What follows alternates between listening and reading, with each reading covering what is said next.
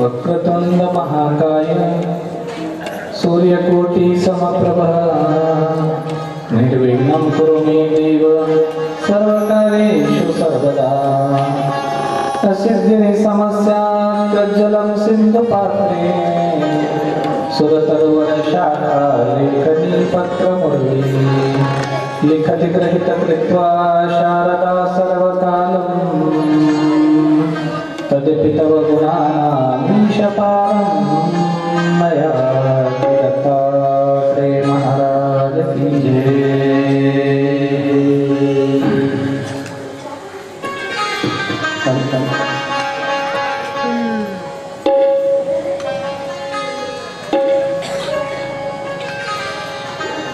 प्रस्तुत कथेच्या षष्ठम दिवसाला सुरुवात करत असताना आज कथेच्या 6व्या दिवसात आपण पदार्पण करत आहोत आणि त्या निमित्ताने प्रथमतः त्या सद्गुरु सर्वेश्वर दत्त महाराजांच्या चरणावरती शिरसाष्टांग वंदन। या संस्थांचे अधिपती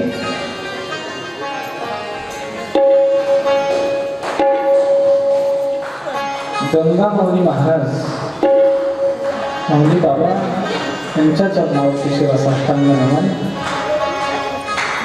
आणि ज्यांच्या कुशल कर्तृत्वामुळे आज या जीर्ण झालेल्या मठाचा उत्तम पद्धतीने जीर्णोद्धार झाला, ज्यांच्या कुशल कर्तृत्वामुळे आज आपण सर्वजण एका ठिकाणी येऊन ईश्वराच्या नामचिंतनात समरस झालो आणि ज्यांच्या कृपेमुळे आम्हाला त्या ठिकाणी कुठली तरी पुन्हा फुलाची पाकळी या पद्धतीने सेवा करण्याची संधी मिळाली, ते 1008 महंत श्री गुरुवर्य राम भारतीजी महाराज बापूंच्या चरणावरही शिरसाष्टांग वंदन करू आपल्या षष्ठम दिवसाच्या कथेला आपण प्रारंभ करत आहोत। ते काही तिकडनं मागच्या साईडनं ते तिकडं काही मॅट दिसायला लागले, ते आठवून घ्या जमलं तर तिकडं, आणि इकडे काही दिसायला लागले ते आठवून घ्या, कारण आज महिला मंडळांना जागा कमी पडणार। आपला हेतू होता की दृढ भाव त्या ठिकाणी त्या परमात्म्यावर असलाच पाहिजे, जेणेकरून भक्ती ही आम्हाला साधता आली पाहिजे, ठीक आहे।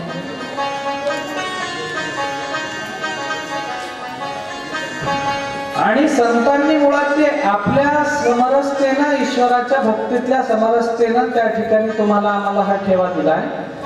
तो पूर्णत्वाला नेत असताना त्यात शंका किंवा संभ्रम किंवा त्या ठिकाणी भ्रम अशा पद्धतीच्या गोष्टी ह्या असता कामा नये, जेणेकरून केलेल्या कथेचं श्रवण हे आम्हाला कायम स्वरूपी त्या ठिकाणी प्रेरणादायी असलं पाहिजे।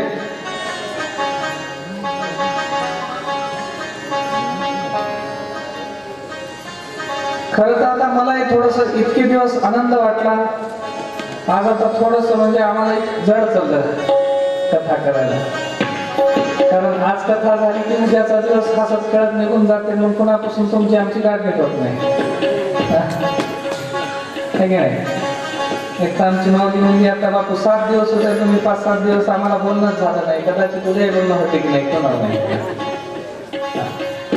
पण तरीही ज्या पद्धतीने आपण या ठिकाणी एकमेकांसोबत जमलो ना, हे मला वाटतं माझ्या आयुष्यातली पहिली दत्तकथा आणि आयुष्यभर पहिल्यासारखी दुसरी होईल असं मला तरी वाटत नाही. कारण हे जे इथं जे प्रेम आहे ना महाराज, आमचा केशव म्हणत होता की बापू माघारी का असणं समोर का असणं, बापू फक्त नाव घेतात तर कोण्या महाराजांमध्ये म्हणलं तर संतोषपुरी महाराज म्हणतात. हा त्यांच्या मनाचा मोठेपणा झाला. मज पावनाराशी काय थोरपणा, पायीची वाहन पायी बरी. आम्ही त्या योग्यतेचे नाही की इतक्या मोठ्या विभूतीला आमची सतत आठवण करावी. हे त्यांच्या मनाचा मोठेपणा आहे की ते आम्हाला त्या योग्यतेला घेऊन गेले. आम्ही आलो नाही, योग्य झालो नाही, त्यांनी आम्हाला तिथपर्यंत योग्य बनवलं. तुमच्या चरणाचा दास रजकी रजक, दासाचा सेवक दिनरंग. त्या सद्गुरूंच्या महिम्याचं त्या ठिकाणी हे वर्णन करत असताना त्यांनी दिलेलं हे अलंकारिक अशा पद्धतीचं मोठेपण आहे. बाकी आमचं काही नाही. आणि जे काही असेल थोडंफार तर ते संत महात्म्यांच्या साधनेतलं हे त्या ठिकाणी सार आहे महाराज, बाकी का आहे नाही. पण एकंदरीत हे सगळं चालत असताना हे जे सगळं आहे ना महाराज, हे सगळं चराचर मायेनं जरी व्यापलेलं असलं तरी या चराचरातलं जे संतांनी मंथन करून काढलेलं जे दिव्य ज्ञान आहे ना, ही जी दिव्य भक्ती आहे ना, ही खरी आहे, साच आहे, सत्य आहे. आणि ही सत्य भक्ती संतांनी स्वतः अनुभवली आणि आम्हाला दिली. सहजासहजीची नाही. एका फोटोग्राफरला फोटो काढायचा फार मोठा नाद होता, छंद होता, शौक होता. आणि तो काय केला की सगळीकडले तर आपण फोटो काढतो म्हणला, फुलाचे, पक्ष्यांचे, फळांचे, झरे, नद्या, नाल्या, ओढे, सगळीकडले आपण निसर्गाचे चित्र काढतो. यावेळेला आपण वाळवंटात जाऊन वाळवंटातले चित्र काढू. वाळवंटात काय राहते, नुसती वाळ, जिकडं तिकडं मोकळं मैदान. पण तरीही त्यांना त्या ठिकाणी वाळवंटातलं चित्र काढू म्हणला. वाळवंट म्हणलं थोडस आपण त्या ठिकाणी चित्रीकरण करू. आणि त्या हेतून तो वाळवंटामध्ये गेला. सकाळी गेलेला विचार, वाळवंटाची एक खासियत असते महाराज, वादळ आलं, चक्रीवादळ आलं का इकडची वाळू तिकडं, तिकडची वाळू इकडं, हे सगळं असं बदलत राहतं. दिशा ओळखता येत नाहीत, काय ओळखता येत नाही. चालावं ते सूर्याच्या दिशेवर चालावं. दिवस कोणीकडून निघाला कोणीकडे चालला या हिशोबाने. हे बिचारा सकाळी निघाला, दिवसभर यानं काय केलं, आपलं चित्रीकरण केलं वाळवंटाचं. आणि चित्रीकरण करत असताना पार डोक्यावरती सूर्य आला, त्यावेळेला याला थोडीशी तहान लागली आणि सकाळपासून सोबत आणलेलं पाणी संपवलेलं. तहान लागली. आता याने विचार केला की चला थोडासा वापस आपण जिथून या वाळवंटात प्रवेश केला तिथपर्यंत जाऊ, पाणी वगैरे पिऊ, थोडस आपण आराम विश्रांती करू आणि परत संध्याकाळी येऊन इकडलं काय आहे ते दृश्य आपण त्या ठिकाणी चित्रांकन करू. त्याचं ठरवलं. वापस जायला पाहायला लागला, पण ते वादळामुळे त्या ठिकाणी इकडची तिकडं तिकडची इकडं रस्ते झाले आणि पार डोक्यावर सूर्य असल्या कारणाने त्याला दिशा कळनाशी झाली. तो त्यामध्ये हरपला गेला. हरपल्या गेला. परिणाम स्वरूप तहान ही जोराची लागली होती. भलत डोक्यावरती ऊन असल्या कारणाने वाळवंटात भलता जीव व्याकुळ होत होता ना. आणि व्याकुळ होता होता त्या ठिकाणी त्यानं विचार केला, आता तर आपली काही शक्यता नाही आपल्याला रस्ता गटायची. काय करू म्हणला, इकडं तिकडच आपण शोध घेऊ, कुठं काही पाण्याचं सापडलं. आणि त्यानं शोध घेण्याचा प्रयत्न केल्याच्या नंतर दूर माळाच्या टेकडीवरती त्याला एक झोपडी दिसली. थोडस दूर होतं, माळावरती एक झोपडी दिसली. आणि ती झोपडी पाहिल्याच्या नंतर याला वाटलं नक्की तिथं कुणीतरी असेल आणि तिथं आपल्याला पाणी मिळेल. तहानेच्या व्याकुळतेनं पाण्याच्या दिशेनं शोधामध्ये तो त्या झोपडीच्या दिशेनं निघाला. पार त्या उंच टेकडीच्या पायथ्यापर्यंत पोहोचला. आता अंगातली ताकद सगळी संपलेली होती. संपलेली अंगातली ताकद पुन्हा एकदा एकवटली, पुन्हा ताकद जमा केली आणि त्या टेकडीवर पोहोचला. आता थोडसही अंगात त्राण उरला नाही, ताकद उरली नाही चालायची. तशी बस त्या ठिकाणी जीव एका जागी करून त्या झोपडीमध्ये प्रवेश केला. सगळी ताकद जमा करून झोपडीत प्रवेश केल्याच्या नंतर झोपडी उघडून पाहतो तर काय पडकी झडकी झोपडी आणि त्याच्यात काहीच नाही, सगळी झोपडी मोकळी फाट असलेली त्या ठिकाणी झोपडी, त्याच्यात काही नाही आणि काही नाही म्हणून त्या ठिकाणी त्यानं इकडं तिकडं काही नाही म्हणलं, आपला केलेला सगळा अट्टाहास वाया गेला, केलेलं सगळं मेहनत वाया गेली का? कारण आपण ज्याच्या शोधात आलो पाण्याचे ते पाणी इथं नाही. मग त्यानं इकडं तिकडं पाहिलं झोपडीमध्ये, त्याला एका कोण्यामध्ये एक हापसा दिसला, पाण्याचा हापसा दिसला म्हणून तो त्या हापशाकडे गेला. बराच वेळ त्यानं त्या हापशाला हापसला, पाणी काढण्याचा प्रयत्न केला पण पाणी काही येईना. खूप वेळ त्यानं प्रयत्न केला, पाणी काही येईना. परत त्यानं त्या झोपडीतली शोधाशोध केली, सगळं पाहिलं इकडं तिकडं, तर एका कोट्याला एक पाण्याची बॉटल, लिटरभर पाण्याची बॉटल भरून ठेवलेली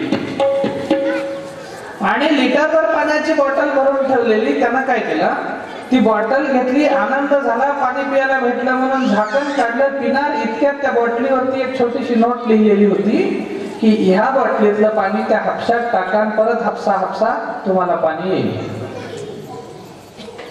ह्या बॉटलीतलं पाणी त्या हापशामध्ये होता, ओतल्याच्या नंतर हापसा मारला की तुम्हाला पाणी येईल. याला आता याच्याकडे द्विधा मनस्थिती झाली. काय, या खांद्यावरती एक मन बसला, या खांद्यावरती एक मन बसला, एकीकडनं पॉझिटिव्ह आणि एकीकडनं निगेटिव्ह. सकारात्मक आणि नकारात्मक दोनही गोष्टी माणसाच्या हिश्श्याला येतात. हो. आणि मग हे इकडचं एक नकारात्मक म्हणते, अरे येड्या, लिटरभर पाणी इकडून तिकडून कसंही सापडलं, पाणी पिऊन निघून जायपर्यंतचा रस्ता सापडेपर्यंतची वेळ भेटते तुला, पिऊन टाक पाणी. हापशात वरतून हापशाला पाणी नाही आलं तर काय वेळ हापसा मारला, पाणी आलं नाही, लिटरभर पाण्यानं पाणी कसं येईल? दुसरं मन म्हणते, अरे नको, कसं करू नको, कुणा तरी लिहून ठेवलंय ना, कुणा तरी हे लिहून ठेवलंय म्हणजे खरं असेल, टाकून बघायला काय हरकत आहे. इकडचं म्हणते नको, हे लिटरभर पाणी गेलं तर जीव जायची बारी आहे. इकडचं म्हणते नाही नाही, टाकून बघ, कुणा तरी लिहून ठेवलंय, कुणा तरी सांगितलंय. इकडचं म्हणते नको, इकडचं म्हणते टाकून बघ, इकडचं म्हणते नको. आणि मग हे सगळं चालत असताना त्यानं काय म्हणलं, आता निर्णय देवावर टाकून देतो. तुका म्हणे भार घातली यावरी, होईन दैवारी नारायण. त्याच्यावरती टाकून देऊ मला निर्णय, आता परमेश्वरावरती सोडून देऊ. आणि त्यानं काय केलं, कोणतरी ज्या अर्थी लिहून ठेवलं, ज्या अर्थी इथं पाण्याची बॉटल आहे, ज्या अर्थी इथं हापसा आहे, ज्या अर्थी लिहून ठेवलंय टाका म्हणजे निश्चित हापशाला पाणी येईल. त्यानं काय केलं, त्याच्याच खाली एक नोट लिहून होती की पाणी हापशाला आल्याबरोबर अगोदर बॉटल भरून ठेवा, नंतर पोटभर पाणी प्या. ते पाणी बॉटलीतलं ओतलं, देवाचं नाव घेतलं, बिचाऱ्यानं हापसाला थोड्या वेळात पाणी भरपूर आलं, बॉटल भरून ठेवली, पोटभर पाणी पिलं, आपल्या जवळचं साधन पाण्याचं भरून घेतलं आणि तृप्त झाला, आनंद वाटला. आणि आनंदी झाल्याच्या नंतर, तहान भागल्याच्या नंतर त्याच नोटच्या खाली एक आणखी टीप लिहून ठेवली, ह्यावरती विश्वास ठेवा, हे खरं आहे. यावरती विश्वास ठेवा, हे खरं आहे. का लिहून ठेवलं महाराज? कारण की त्याला वाटलं या समाजात धर्म जोपासणारे लोक भरपूर आहेत आणि यदा कदाचित उद्याही कोणीतरी वाट चुकल्याच्या नंतर या ठिकाणावरती जर आला आणि त्याची जर अशीच अवस्था झाली, टाकू नको टाकू का, टाकू नको टाकू नको का, आणि नको नको म्हणता म्हणता त्यानं जर पाणी पिऊन घेतलं, हापशात नाही ओतलं, भरून नाही ठेवलं, तर आजपर्यंतची जी ही शृंखला, ही जी साखळी चालत आली होती, ती साखळी तुटल्या जाईल, खंडल्या जाईल आणि परंपरा मोडल्या जाईल आणि पुन्हा कुठला तरी वाटसरू आला तर उपाशी तहानेनं मरल. म्हणून यानं स्वतः लिहून ठेवलं की ह्यावरती विश्वास ठेवा, हे खरं आहे. त्या पद्धतीने जीवनामध्ये आमच्या हा हापसा म्हणजे त्या ठिकाणी धर्म आहे महाराजांचा. हो, हापसा म्हणजे धर्म. तहानलेला जीव म्हणजे मायेला ग्रसित झालेले लोक. बॉटलवर पाणी म्हणजे संतांच्या विचारांचं त्या ठिकाणी ते पाणी आहे आणि ती तृप्ती, त्या ठिकाणी मुक्ती. जोपर्यंत या धर्मरूपी हापशामध्ये संत रूपी विचारांचं पाणी ओतल्या जात नाही, तोपर्यंत मुक्ती नावाची तृप्तता आम्हाला भेटत नाही. सरळ सरळ सांगण्यात आलं. मुक्ती जर पाहिजेत असेल तर संतांशिवाय पर्यायच नाही जीवनाला. आणि म्हणून वारंवार सांगणं कुठलेही असू त्या जगातले संत. आमच्या मौनी बाबांनी आज तुम्हाला एवढा वेळा दाखवला. मौनी बाबाच नसते तर हे काय महत्पूर असतं का महाराज? नाही. आज बापून एवढा हे जीर्णोद्धार केला. कोणीतरी म्हणलं अहो लई खराब झाला होता मठ, सगळा मठ आमचा पडका झाला होता, जागा बरोबर नव्हती आणि सगळं गेलंय बघा, एकच खोली राहिली बघा म्हणजे तिकडची. ते जाणार आहे, टेन्शन घेऊ नका. हा पण एकंदरीत हे एवढं सगळं दिलं बरं. हे काय बापून कुठून काय आणून नवीन काय चमत्कार केला का? तुमच्या सगळ्याच्या सहकार्यातूनच झालेलं आहे ना. तुम्ही जे काय 5 रुपये 10 रुपये 20 जे काय दिले ते 1000 500 2000 5000 10000 जे काय काय दिले ते त्याच्यातूनच हे सगळं उभं राहिलं ना. आणि मग हे सतत चालत राहणारी क्रिया आहे. कोणीतरी म्हणलं की काही नकारात्मक लोक समाजात असतात. काय गरज आहे द्यायची आपल्याला? काय गरज आहे? पण काही सकारात्मक राहतात. ते म्हणतात अरे नाही, आजपर्यंतचा जो गाडा चालत आला ना ते पुढे चालला पाहिजे. आपण थकून जाल की हो ना मरून जाल, पण आपल्या पुढच्या पिढीला सुद्धा कळायला पाहिजे आमचे संत असे होते, आमचे ठिकाणं असे होते, आमचे देवी दैवता असे होते, या पद्धतीने आमचा धर्म चालत होता आणि अशा पद्धतीने कार्य आमच्या संतांनी केलं हे कळायला पाहिजे. ही साखळी जर तुटली तर पुन्हा होणार नाही ना महाराज. म्हणून हे वारंवार करण्याचा प्रयत्न आम्हाला प्राप्त ते करायचं. फक्त संतांच्या विचारांचं सोनं लुटायचं आहे, बाकी काही नाही. आणि त्यासाठी आपल्या पहिल्याच वेळेला ठरलंय की भ्रमात राहू नका. जीवनाचा भ्रम दूर करणारे आहेत त्यांना संत म्हणतात. संतांच्या सानिध्यात राहिल्याच्या नंतर भ्रम नावाची वस्तू जवळ येत नाही मनुष्याच्या. जीवन तृप्तीच्या दिशेनं वाटचाल करतात. आणि संत महाराज कुणीतरी सांगितलं की education is the most powerful weapon, you can use it for change the world. जगाला बदलण्यासाठी तुम्ही जसं शिक्षण वापरू शकता, शिक्षणासारखं महत्तम शस्त्र या जगात कुठलं नाही, त्या पद्धतीनं जगतात देव अवतरवण्यासाठी जर काही पाहिजे असेल तर त्यासाठी पाहिजे संतांचा विचार. आणि म्हणून त्या ठिकाणी आम्हाला त्या पद्धतीनं चालायचंय. संत विचारांचं सोनं लुटत असताना काल कथेच्या 5म दिवसापर्यंत आपण प्रवेश केला होता. कार्तवीर्य अर्जुन आणि त्याच बरोबर राजा यदू. 2 प्रसंग झाले. खरं तर महाराज आता इकडचं सांगू न काही इकडचं बाहेरचं लई बोलू न तर तुमची गाडी जाग्यावर येते नाही. सरळ सरळ मुद्दे सांगितले पळत राहिल्या तर मग ते काय डोक्याला लागत नाही. हा चलती का नाम गाडी चलतच राहते. आणि एका ठिकाणी फार सुंदर म्हणलंय, गाडी चालली देहाची इथं नाही थांबायची. गाडी चालली देहाची इथं नाही थांबायची. गाडी चालली देहाची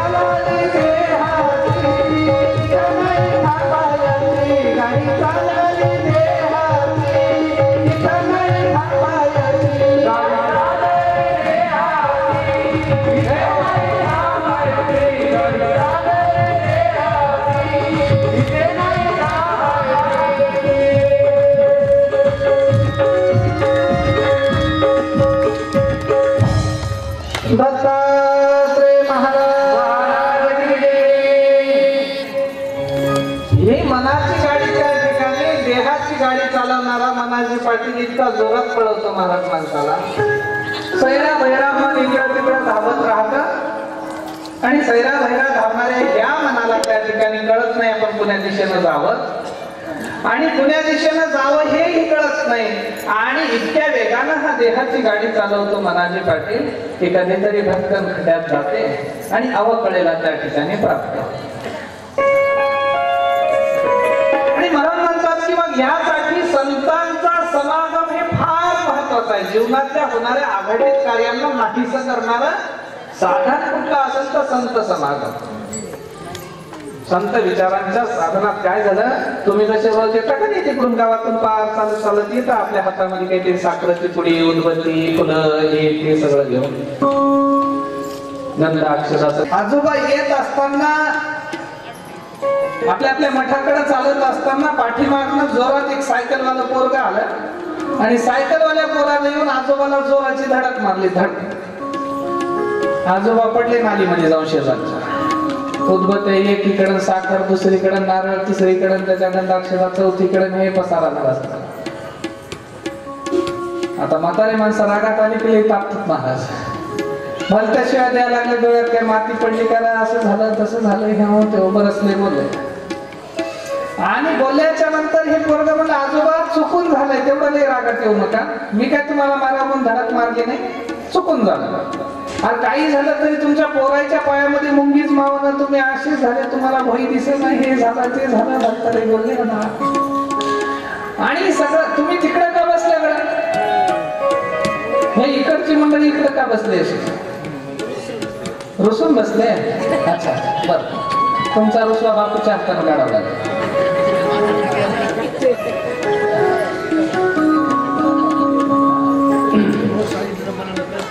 आणि मग आजोबा पडल्याच्या नंतर यानं म्हणलं आजोबा चालले कुठे होते तुम्ही इतक्या जोराजोरामध्ये.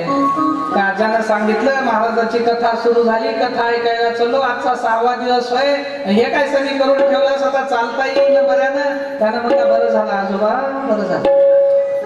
आजोच्या तळपायाची मुंगी मस्त करा गेली, मला पराशी मध्ये पाडलाच ना दिला आणि बरं झालं म्हणायला सोडून अक्कल आहे का म्हणले तुला थोडीशी, कोणाच्या घरचा होस. त्यानं म्हणला जे झालं ते चांगलं झालं म्हणा, जे झालं ते चांगलं झालं म्हणा. तुम्ही रोज देवदेव करायचा जाता एवढा फायदा झाला नाही, काय पाडलं हे फायदा झाला का म्हणा. नाही नाही आजोबा कदाचित आज तुमची माझी धडक लागायची एवढा वेळ होतीच ठरलेली. तुमची माझी आज धडक लागायची योगायोग त्या ठिकाणी वेळ ठरलेली होती, नियतीनं ते ठरवलं होतं. पण धन्यवाद या गोष्टीचा मला बरं हे झालं की रोज मी हायवा चालवतो, आज पहिली बार सायकल घेतली. रोज मी हायवा चालवतो, आज पहिली बार सायकल घेतलो. मला सायकलनं बाजूला तरी पडली, हायवा चालवली असती तर यमाच्या दारात जाऊन पडली असते. त्याच्यामुळं कितीही मोठे त्या ठिकाणी हे कष्ट दुःख येत असतील, देव त्याला नाहीच करू शकत नाही, पण त्याला परिवर्तित नक्की करू शकतो. अमुक अमुक मतदारसंघातला निधी आमदाराला दुसऱ्या मतदारसंघात देता येत नाही, पण खासदाराला या विधानसभेतला त्या विधानसभेत टाकता येतो. तसा तो आमचा मालक आहे, प्रधानमंत्री असल्यासारखा, विश्वाचा राष्ट्रपती असल्यासारखा. तो कुठलाही निधी कुठेही वळवू शकतो, त्या पद्धतीनं कुठलाही दुःख कुणाकडेही परिवर्तित किंबहुना त्याला नाहीसं करू शकतो, त्याला दूर करू शकतो, त्याला बदलू शकतो. ते त्याच्याकडे आहे सर्व. कारण ते ब्रह्माजींच्या वेळेस जसं सांगितलं होतं ना, मी गुरुरूप जे धारण करून जेव्हा या सृष्टीवरती येईल त्या वेळेला माझ्याकडे तितका असेल. आणि म्हणून आम्हाला त्या पद्धतीनं वाटचाल करायची.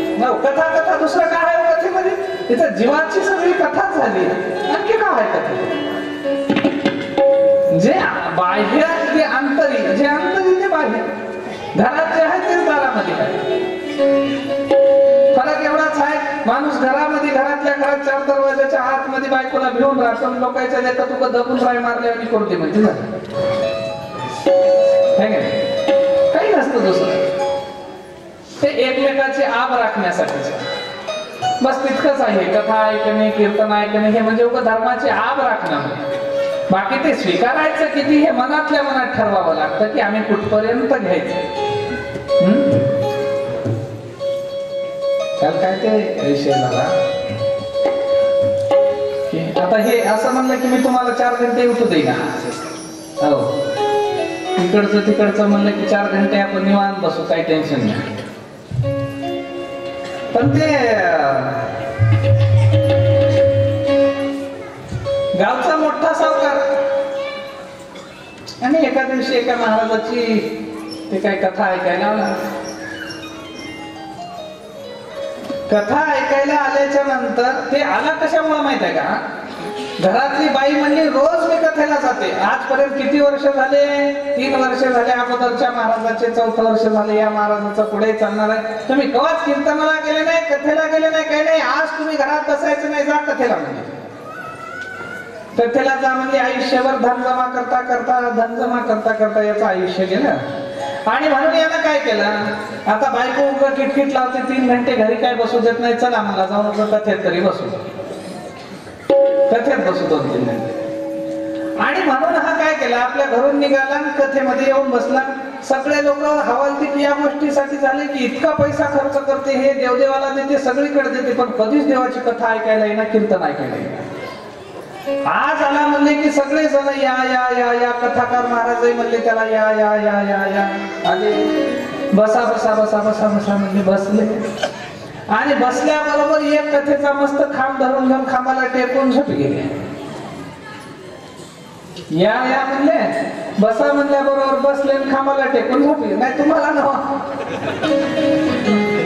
कथेतलं होय, तुमचं नव. इथं आमच्या माना पाठा ओढायला तर तुमचं तर साहजिक आहे किंवा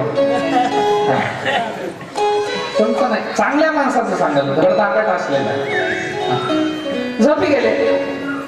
झोपी गेल्याच्या नंतर कथाही संपली, भले भले दृष्टांत झाले, देव समोर आले, सगळं झालं, कथा संपली, सगळं झालं. झाल्याच्या नंतर आरती संपली, प्रसादही झाला. हे काय घडी जागेवर उठलाच नाही. शेवटी कथा संपल्यावर महाराजांना जाऊन उठवलं, उठा आणि जा म्हणले घरात.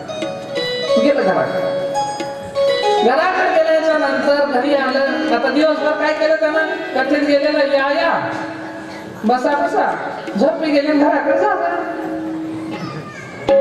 रात्री शिरले याच्या घरामध्ये चोर. याच्या घरात रात्री चोर शिरले आणि ते चोर शिरल्याबरोबर घरात प्रवेश करतात. हे गाढ झोपेमध्ये आहे. हे आता झोपेमध्ये उसळायला लागलं. या या या या चोर म्हणले अरे बाबा यानं आपल्याला बघला. या या म्हणाला म्हणजे यानं आपल्याला बघला म्हणलं की तिथंच बाजूला दडून बसायला लागले. यानं या या झाले की बसा बसा बसा बसा बसा म्हणल्याबरोबर बिचारा ताडकन ते चोर उठले. यानं आपल्याला बघलं म्हणले की ते सोनं बिनं सगळं काय 4 घराचं लुटून आणलेलं होतं याच्या पुढे टाकून दिले. आणि जात असताना जा जा जा जा म्हणलं की घर धूम पळाले. गेले पळून गेले. काय आवाज झाला, काय करता, इतका वेळ झोपत होतं ना. या या बसा बसा जा जा हे झोपत चालू होतं. आवाज ऐकू आल्याबरोबर ताडकन उठलं. पाहते तर काय सोनं नाणं दिसायला, पैसे दिसायले, सगळं आहे समोर आपल्या घरामध्ये. बायको आली, काय झालं म्हणजे गर्दा दिसायला, कशाचा आहे आली विचारणी आले. विचारते काय झालं, समोर पाहते सोनं दिसायला, दागिने दिसायले. काय आहे तुम्ही हे एवढं नाही. त्यानं म्हणला बघ म्हणला पिशी हसतो. इतके दिवसापासून कथेला कीर्तनाला जातोस तर काही घेऊन आली नाहीस म्हणला. मी एकच दिवस कथेला जाऊन घरी आलो तर माझ्या दारात एवढं येऊन पडलं. इतकं लय तुझं ऐकणं चांगलं की माझं ऐकणं चांगलं. हिने म्हणली काय ऐकल्या कथेमध्ये. त्यानं म्हणला काहीच नाही. गेलो की या म्हणले, बसलो की बसा बसा म्हणले, आणि झोपतून उठल्यावर जा जा म्हणले. या बसा बसा जा जा एवढंच शिकलो तर माझ्या घरात एवढं आलंय मला दादा. हिने म्हणली काय डोसको फोडा तुमच्या पुढे, आपल्याला सोन्या नाण्याला घरात काय कमी आहे. खऱ्या कीर्तनात जाऊन खोटे 3 शब्द घेऊन आल्या म्हणजे तुम्ही या बसा आणि जा तर इतका फायदा झाला म्हणजे. खऱ्या खऱ्या कीर्तनात जाऊन खऱ्या खऱ्या कथेत जाऊन 3 शब्द घेऊन आल्या तर एवढा फायदा झाला. तुम्ही जर खऱ्या खऱ्या कीर्तनातून खरे खरे देवाचे 3 शब्द घेऊन आले असते तर जीवाला मुक्ती साधली असती की नाही. पुन्हा दुःख दैन्य कष्ट काहीच नाही मानत. आता एक आजी बसली होती तिथं रोडला आमच्या रूमच्या समोर आणि येणाऱ्या जाणाऱ्याला जोरजोरात अरे मला घेऊन जा मठापर्यंत, मला घेऊन जा मठापर्यंत, तुमचे हात जोडतो बरो घेऊन जा कोणतरी पाया पडतो ना घेऊन जा का. आता हात पाय चालत बिचारी. आणि ते तृप्तीचं साधन जर वेळेवर सापडलं असतं तर तिथपर्यंत कोणाला हात जोडायची गरज पडली नसती. ते तेज आणि साधनेतलं बळ इतकं मिळालं असतं की आपल्याला इथपर्यंत आपोआप येण्यासाठीचे सगळे सूत्र लागले असते. महाराज म्हणतात नेमकं तेच आहे. एकदा का वेळ गेली ना हातात फक्त पश्चाताप लागतो. काय करावं अंगात ताकद असते तर कुठपर्यंतही जाऊन देवदेव करून आलो असतो. आता हात पाय चालना झाले. आता वेळ संपली, काळ गेला निघून, सत्ता गेली, शाम पडली आहे तोपर्यंत सत्ता. आणि म्हणून महाराज म्हणतात की बाबा वेळेत सगळं साधून घ्या. वेळ जर एकदा निघून गेली महाराज तुमचा पैसा कामाला येणार नाही, तुमचा गाडी बंगला जमीन जुमला काही कामाला येणार नाही. शरीर हेल्थ इज अ वेल्थ. शरीर जर चांगलं ठेवलं तीच तुमची ताकद. तरुणांसाठी महाराज जागतेपणा जागृती ही फार महत्वाची. तरुणांना तर श्वान निद्रा सांगितलेली आहे. जसं एखादं कुत्र आपल्या धन्याची चाकरी करतं ते झोपतं कधी उठतं कधी कळत नाही महाराज. त्या पद्धतीने तरुणांना आपल्या शरीराची जागृतीने चाकरी केली पाहिजे. काळे बापू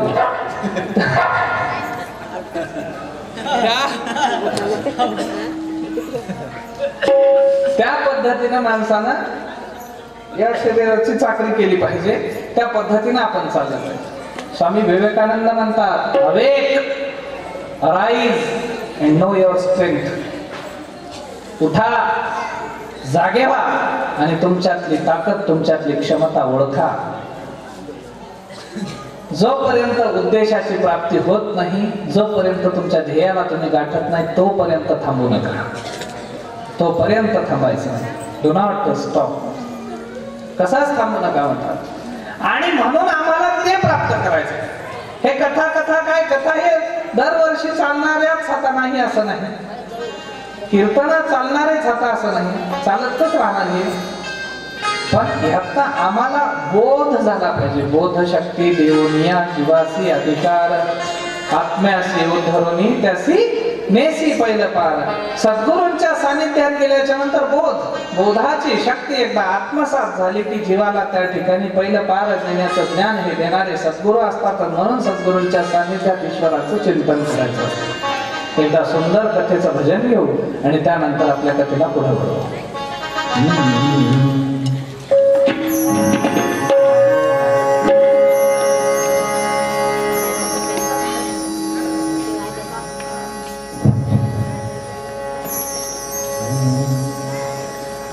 देवा दत्ता देवा दत्ता देवा दत्ता देवा दत्ता देवा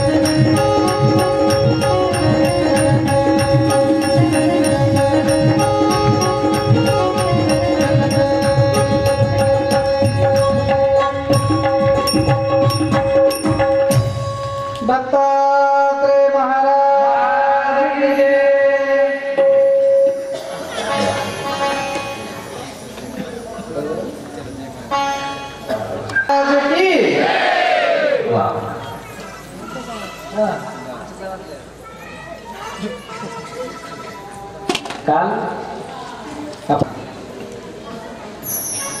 महाराज यदुराजांची भेट दत्त महाराजांसोबत झाली. काल आपण सदृश्य त्या ठिकाणी पाहिलं. सदृश्य सदेह सदृश्य दोनही गोष्टी. आणि त्यानंतर यदुराजांचा आणि दत्त महाराजांचा जो संपर्क झाला त्या ठिकाणावरती वनात, आणि वनातल्या संपर्कावर त्या ठिकाणी यदुराजा दत्त महाराजांना विचारले की देवा, तुम्ही गुरु करा म्हणता ठीक आहे, सद्गुरु करा म्हणता ठीक आहे, तुम्ही केलं म्हणता ठीक आहे, पण नेमके तुम्ही गुरु कसे कसे केले आणि कोणाकोणाला केलं याची व्याप्ती सांगा. हे की नाही, कोणाकोणाला केलं याची व्याप्ती सांगा. मग व्याप्ती सांगा म्हणल्याच्या नंतर दत्त महाराज म्हणले मी 1 नाही 2 नाही 24 गुरु केले. पण कोण कोण केले हे पुढे सांगत असताना दत्त महाराज म्हणले माझा पहिला गुरु म्हणजे पृथ्वी. पृथ्वी हे पृथ्वी अशा स्वरूपाची आहे, हिला का गुरु केलं. आता दोघांचा संवाद चालू आहे बघा, फार सुंदर. यदुराजा आणि दत्त महाराज या पृथ्वीला मी गुरु का केलं, कारण की या पृथ्वीवरती अनन्वित घाण करणारे लोक सुद्धा आहेत.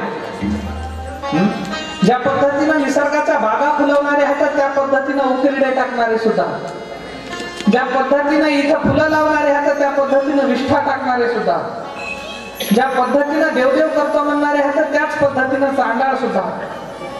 हे सगळे असताना सुद्धा ही पृथ्वी समान दर्जाने प्रत्येकाला सांभाळते, कुणातही भेद करत नाही.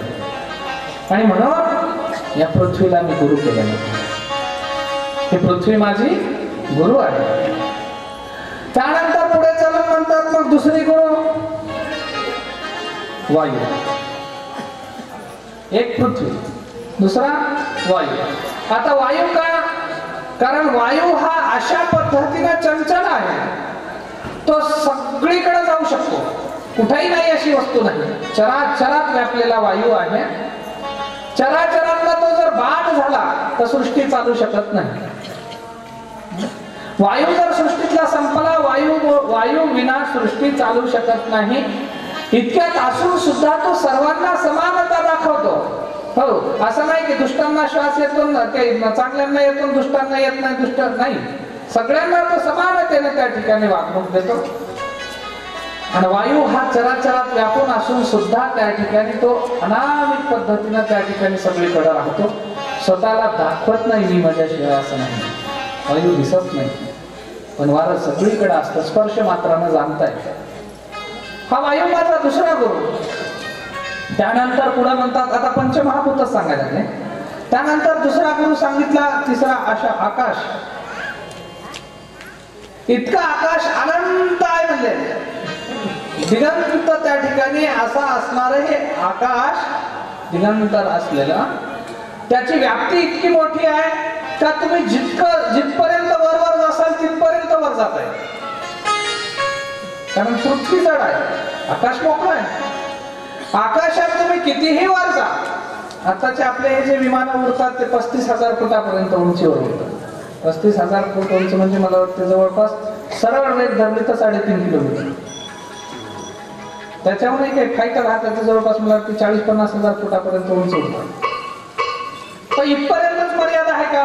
काल आपलं आकाशयान गेलं, चंद्रयान चंद्रापर्यंत गेलं, त्याच्यानंतर आता हे सूर्याचा अभ्यास करण्यासाठी एक गेलं, आदित्य L1 काहीतरी. आणि हे सगळे जात असताना त्याच्याही पलीकडं काही उंचीचा अशा पद्धतीचा आकाश आहे. आकाशाचं वर्णन करता येत नाही. हे झालं या सृष्टीचं. अशा अनंत सृष्ट्या, अनंत ब्रह्मांड, अनंत आकाश, चिदाकाश अशा पद्धतीचा असणारं हे आकाश इतकं व्यापक आहे. त्या आकाशाचा मी गुण घेतलं म्हणजे की चराचरात आपल्यालाही त्या पद्धतीने व्यापक स्वरूपानं वाहता आलं पाहिजे, राहता आलं पाहिजे, उदार अंतःकरणाने आपल्याला जगता आलं पाहिजे. पुढचा गुरु सांगतात जल. जलाच्या पाणवठ्यावरती जर एखादा पशु गेला त्याचीही तहान भागते. जलाच्या पाणवठ्यावरती एखादा व्यक्ती गेला त्याचीही तहान भागते, जलाच्या पाणवठ्यावरती दुष्ट गेला त्याचीही तहान भागते. ते येणाऱ्या प्रत्येकाला शीतलता आणि तृप्ती देते, त्याची तृष्णा म्हणजे तहान भागवतं. जल अशा पद्धतीचं आहे. अरे मी सुद्धा त्याच पद्धतीने त्या जलाला गुरु केला आणि गुण घेतला म्हणले की जो जो माझ्या संपर्कात येईल त्या प्रत्येकाची तृष्णा आपण तृप्त करू शकलो पाहिजे. प्रत्येकाची तृष्णा आपण तृप्त करू शकलो पाहिजे. तहान त्याची त्या ठिकाणी आपण शांत करू शकलो पाहिजे, शमवू शकलो पाहिजे. पुढचा गुरु सांगितला अग्नी. आता हा अग्नी कसा आहे महाराज, जे काही येईल ते भस्म करतो. चांगला म्हणत नाही, श्रीमंत म्हणत नाही, गरीब म्हणत नाही, सोनं म्हणत नाही, लोखंड म्हणत नाही, काही म्हणत नाही. या आगीमध्ये जे पडलं ते भस्मसात होतं. आणि मग हे सगळं भस्मसात होतं ना, त्या पद्धतीने दत्त महाराज म्हणतात दुष्टांचे दुष्कर्म आणि सत्कर्म्यांचे सत्कर्म हे दोनही भस्मसात करून त्यांना समान त्या ठिकाणी कुठपर्यंत पोहोचवता येतं का, या गोष्टीचं त्या ठिकाणी आपण त्या चिंतन केलं पाहिजे. किंबहुना त्या पद्धतीनं एखाद्या दुष्टाच्या घरचं अन्न आहे, आता हे पराकोटीच्या परमोच्च शिखरावरच्या संतांची व्याप्ती सांगायला लागलो, अलीकडलं नाही. अलीकडलं आम्हाला हे जमत नाही म्हणतात, याच्या घरचं हे जमत नाही म्हणतात, त्याच्या घरचं ते जमत नाही म्हणतात, हे चांडाळ हाय, ते बटकीचा हाय, ते आगाव हाय, हे असं हाय, नाही नाही आम्ही असल्याच्या दुष्टाच्या खात नाही. हे अलीकडल्याच्या जातात.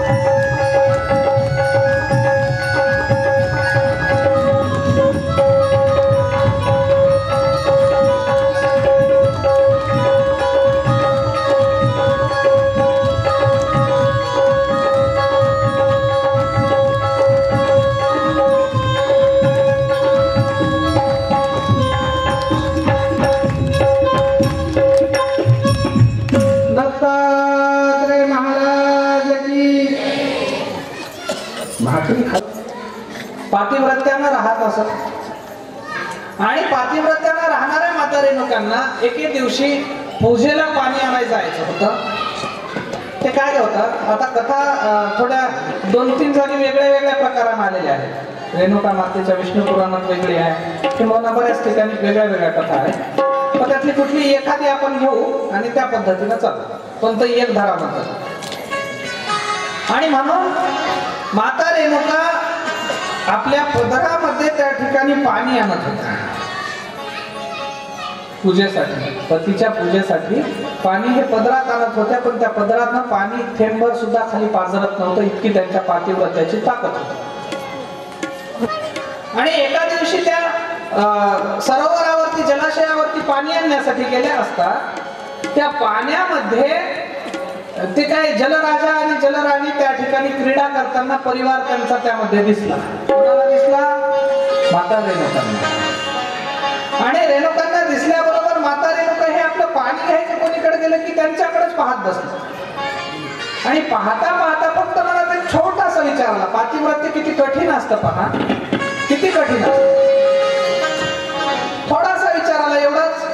आपल्या तर आजकालच्या बाया नवऱ्याला रोज भांडतात, तिच्याकडे एवढे संघ हात, तिच्याकडे एवढी साडी आहे, संक्रांतीची वेगळी, दिवाळीची वेगळी, काची वेगळी, पंचमीची वेगळी, मला काहीच नाही. मी म्हणून तुमच्या घरात टिकलो, दुसरी राहिली असती तर तवाच पडून गेली असती.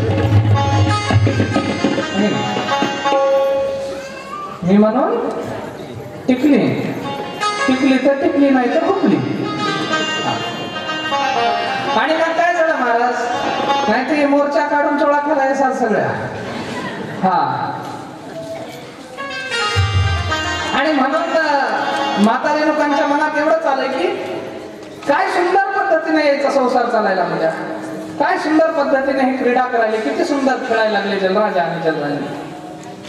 कदाचित आपणही असेच राहिलो असतो तर आपल्याला काय जीवन आपलं साधूच्या वेशातलं आहे, आपणही असेच राहिलो असतो तर कसं झालं असतं.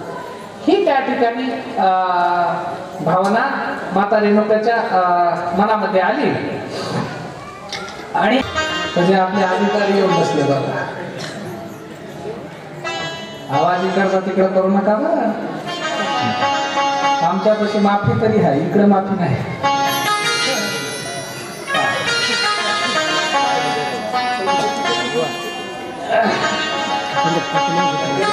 आणि म्हणून त्या ठिकाणी महर्षी जमदग्नी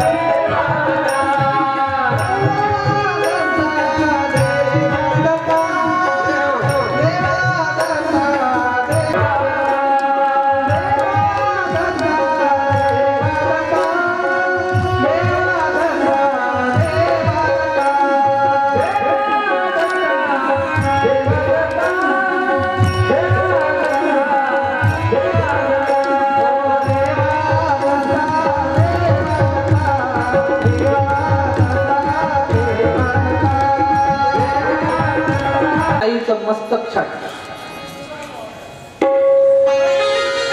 महाराज ही लीला जरी असली तरी आजकालची इतके अत्याचारी मुलं झाली, आई वडिलांना मारायला कमी करायसारखी. शास्त्रांनी ज्या मर्यादा दिल्या आणि आई वडील आणि गुरु यांच्या पलीकडे जर जाऊन आपण त्या ठिकाणी म्हणत असाल की जगतात मला सगळं काही भेटतं, तर हे साफ चुकीचं आहे. फुलात फुल जाईचे आणि जगात प्रेम आईचे. राजा तिन्ही लोकांचा आई विना भिकारी. स्वामी तिन्ही जगांचा आई विना भिकारी, ते म्हातारपणामध्ये ध्यान राहिलं झालं.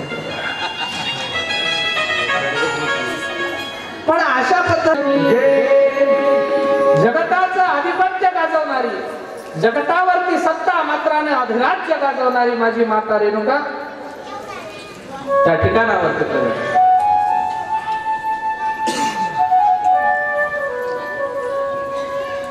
आणि म्हणून माता रेणुकेचं त्या ठिकाणी अशा पद्धतीनं सुंदर चारित्र्य, सुंदर वर्णन. आज जगतातल्या 52 शक्तिपीठांपैकी महाराष्ट्रातल्या 3.5 शक्तिपीठांपैकी एक महत्वाचं शक्तिपीठ म्हणून ज्याला गणल्या जातं ते माता रेणुकेचं माहूरगडाचं ठिकाण. आणि म्हणून आपण सर्वजण त्या ठिकाणावरती दर्शनाला जातो. सृष्टीतल्या चराचरामध्ये व्यापून असलेल्या कुठल्या तरी साधूनं, कुठल्या तरी संतानं, कुठल्या तरी जपी योग्यानं त्या ठिकाणी आम्हाला कुठल्या तरी देवी दैवतांचं अस्तित्व निर्माण करून दिलं, ओळख करून दिली. आमच्या जीवनाला चालना देण्यासाठी प्रत्येक ठिकाणी त्यांनी वास्तव्य केलं. म्हणून आज तुम्ही आम्ही या समाजामध्ये सन्मानानं जगत आहोत. अनादी सिद्ध असलेल्या या हिंदवी धर्मामध्ये आपण सर्वजण वावरत आहोत. आणि मला वाटतं हीच संतांची खरी देण आहे महाराज. आणि म्हणून या कथेच्या प्रवाहामध्ये आपण वाहत असताना मला वाटतं आजचा वेळही आपला संपत आला. उद्याचा एक मात्र शेवटचा दिवस आहे. सर्वांनी चांगल्या पद्धतीनं कथेचं श्रवण करा.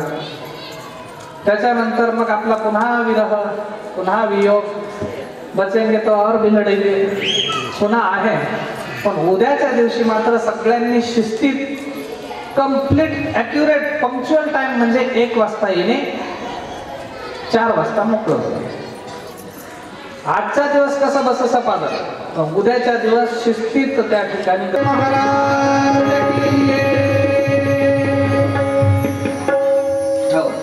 ज्यांना खेळायचं त्यांनी खेळा, पण कुणाचे पाय तुडू.